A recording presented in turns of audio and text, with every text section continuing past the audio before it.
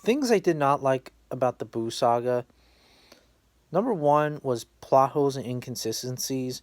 Number two was the timing, and number three was some of character developments, and some characters and one character was waste of potential, and that would be Deborah, the king of the demon world. We didn't see not much about him. Deborah, the thing is, Deborah's like very underrated because I don't know, like because people rank him over Cell and stuff. And yes, I do agree. Deborah, you know, is well, obviously in the manga and in the anime, well, manga, he was strong as perfect Cell. But anyways, back to the topic. Deborah was you know, Deborah had cool abilities. He had the sword. He he can breathe lava. Um he and it's like he can spit people and turn people into stone. Like Deborah was, you know, a very underrated character. And indeed, just like the Saiyan scholar or Super Saiyan 4 guy, whatever you want to call him, he is a goddamn veteran. But unfortunately, the veteran got his ass kicked by Fat Boo. And Fat Boo really kind of fucked up Deborah a lot. And yeah, don't get me wrong, Fat Boo is my fourth favorite character, but still, like, if you're comparing Dabura and Majin Buu as like favorite villain, I mean, well, technically Fat Boo wasn't really a villain; he was used, you could say. But anyways, Deborah's better because he had a little higher potential, I guess, but it was like waste of potential. He was a waste of potential character. But yeah, another thing is that I did not like about the Boo saga is that everyone was holding back.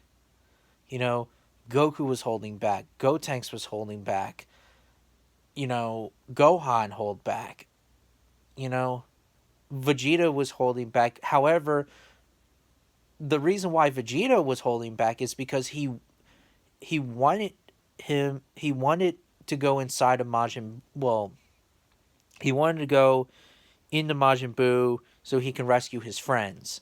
He was just toying around with him, just to you know just to so he can go inside of Buu. No pun intended. Now with Goku, there were two things that Goku was holding back. Number one, he could have went Super Saiyan 3 against Vegeta.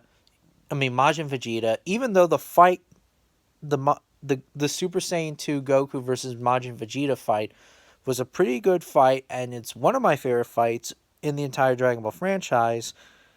But he could have went Super Saiyan 3, but unfortunately he didn't. And number two was, I know some people will disagree with me with this. He could have he could have destroyed Fat Boo right from the start, but no, he wanted Goten and Trunks to fuse so they can defeat Majin Buu. And Gotenks was so annoying. I didn't even like Gotenks. But the most annoying character in the Boo saga was Babidi. I hated Babidi so freaking much. Like, he was so annoying.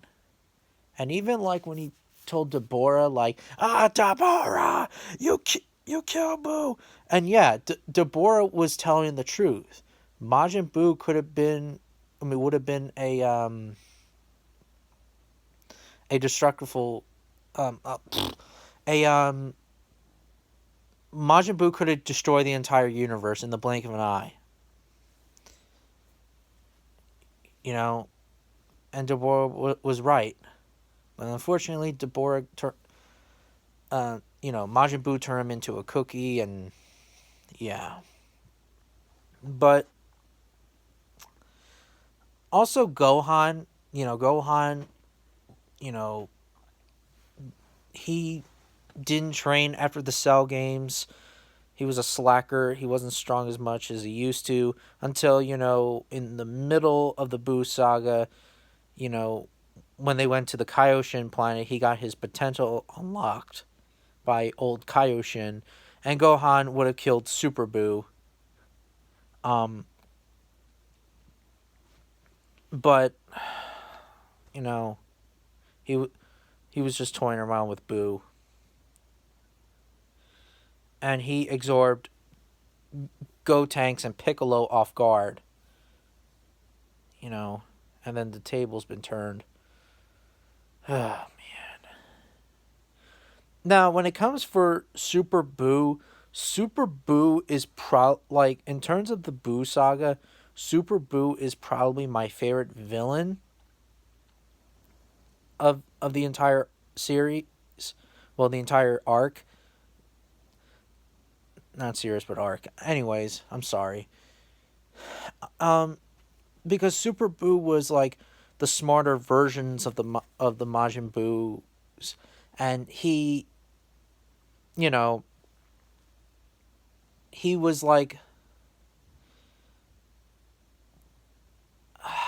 I cannot explain it, but Super Buu was kind of like Cell, you could say, except for he was more serious. You know, I think that like when he absorbed like Goten and Trunks and Piccolo and Gohan, he became much more smarter, and he was like more Saiyan like or like Cell like. You know, he was like very confident of himself. You know,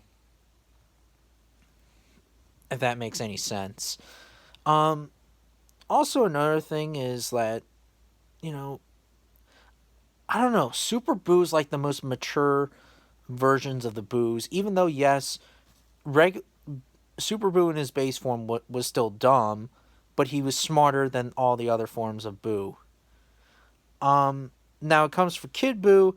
I like Kid Boo. The problem is he was just toying around with his opponents, and he could have destroyed Goku and Vegeta in a blink of an eye, but he just toyed the hell out of them.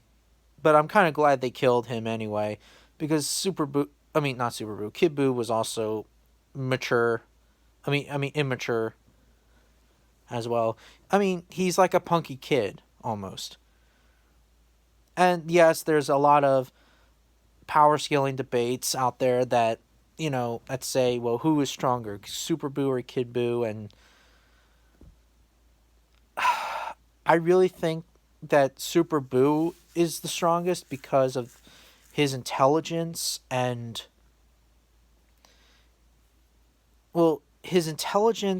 his I guess his personality, if that makes any sense. And Kid Boo, he may be a bit maybe weaker, but he is the most dangerous of all the Boos. I mean, it's like comparing, I don't know, a Cape buffalo to an elephant. I mean, no, not I'm not going to use an elephant. A rattlesnake to an elephant. You know, a rattlesnake is dangerous, but an elephant's like very powerful. See what I mean? You know, and and Kid Boo is also the fastest of the Boos because he can use instant transmission and things like that. But even though that the Boo saga had its own problems, it had its own good side, and I may talk about the good side of of the Boo saga later on. But other than that, The Boo saga was still a little bit of a waste of time, in my opinion, but that's just me, though. But anyways, what do you guys think of the Boo saga? Do you guys like it? Do you guys hate it? Do you guys think that it's in between? Let me know.